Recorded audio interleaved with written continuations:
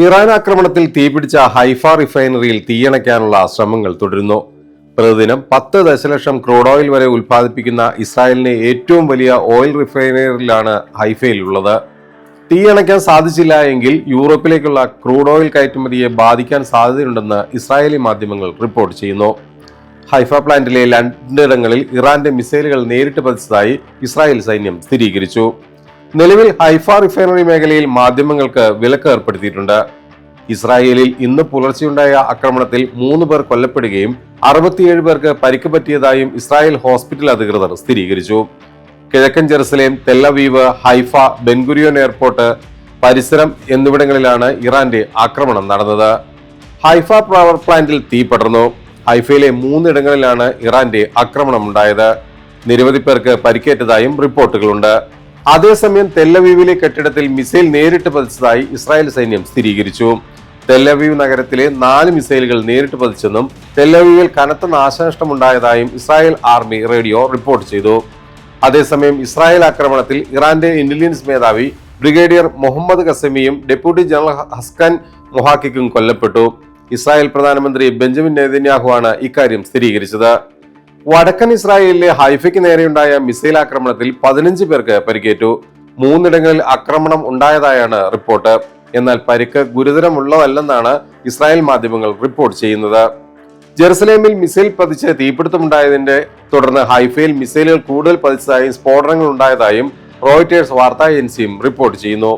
തെല്ലവീവിന് നേർക്ക് കൂടുതൽ മിസൈൽ ആക്രമണം ഉടനുണ്ടാകുമെന്നും ഇസ്രായേൽ മാധ്യമങ്ങൾ റിപ്പോർട്ട് ചെയ്യുന്നു. ഇറാൻ ആക്രമണത്തിൽ മധ്യ ഇസ്രായേലിൽ 3 പേർ കൊല്ലപ്പെട്ടതായി ജെറുസലേം പോസ്റ്റ്, ചാനൽ 12, വൈനെറ്റ് ന്യൂസ് എന്നീ ഇസ്രായേലി മാധ്യമങ്ങൾ റിപ്പോർട്ട് ചെയ്തു. ഇറാനിയൻ ഭരണകൂടത്തെ അസ്ഥിരപ്പെടുത്താൻ ഇസ്രായേൽ സജീവമായി പ്രവർത്തിക്കുന്നതായും ഇസ്രായേൽ മാധ്യമങ്ങൾ വെളിപ്പെടുത്തി. ഇതിന്റെ ഭാഗമായി ടെഹ്റാനിലുള്ള ജനങ്ങളെ കൂട്ടപലായനം നടത്താനായുള്ള നടപടി ആരംഭിക്കാൻ നെതന്യാഹുവും ഇസ്രായേൽ പ്രധാനമന്ത്രി ഇസ്രായേൽ കാറ്റ്സും പദ്ധതിയിടുന്നതായി ഇസ്രായേലി മാധ്യമമായ ചാനൽ 14 റിപ്പോർട്ട് ചെയ്യുന്നു.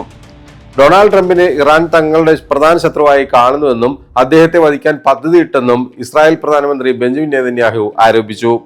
ഞായറാഴ്ച ഫോക്സ് ന്യൂസിനോട് സംസാരിക്കുകയായിരുന്നു അദ്ദേഹം. സുലൈമാനിയുടെ കൊലപാതകം പോലുള്ള നടപടികളെ ഉദ്ധരിച്ച് ഇറാന്റെ ആണവ ലക്ഷ്യങ്ങൾക്കെതിരായ ട്രംപിന്റെ ഉറച്ച നിലപാടിനെ അദ്ദേഹം അഭിനന്ദിച്ചു.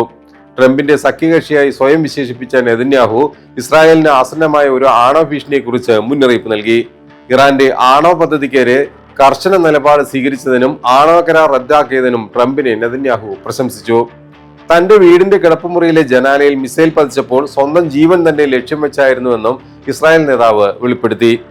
ഇറാനെ നേരിടുന്നതിൽ ട്രംപിന്റെ ജൂനിയർ പങ്കാളി എന്ന് സ്വയം വിശേഷിപ്പിച്ച നെതന്യാഹു ആണവായുധങ്ങൾ വികസിപ്പിക്കാനുള്ള ടെഹ്റാന്റെ ശ്രമങ്ങളെ ഇരു നേതാക്കളും ശക്തമായി എതിർത്തിട്ടുണ്ടെന്നും വ്യക്തമാക്കി.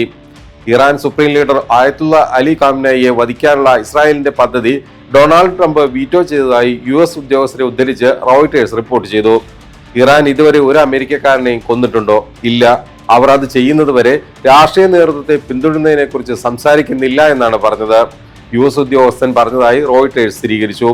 ഇറാന്റെ ആണവ പദ്ധതികളെ ലക്ഷ്യമിട്ട് ഇസ്രായേൽ ആക്രമണം ആരംഭിച്ചതിന് ശേഷം ഇറാൻ ശക്തമായി തിരിച്ചടിക്കുകയും ഇസ്രായേൽ കനത്ത നാശനഷ്ടമുണ്ടാക്കുകയും ചെയ്തു. ഇതിനെ തുടർന്ന് US ഉന്നത ഉദ്യോഗസ്ഥർ ഇസ്രായേൽ ഉദ്യോഗസ്ഥരുമായി നിരന്തരം ആശയവിനിമയം നടത്തുന്നുണ്ട്. ഇറാൻ സുപ്രീം ലീഡറെ കൊല്ലാൻ അവസരം ലഭിച്ചതായും ട്രംപ് അവരെ പദ്ധതിയിൽ നിന്ന് പിന്തിരിപ്പിച്ചതായും US ഉദ്യോഗസ്ഥർ പറഞ്ഞതായി റിപ്പോർട്ടിൽ പറയുന്നു.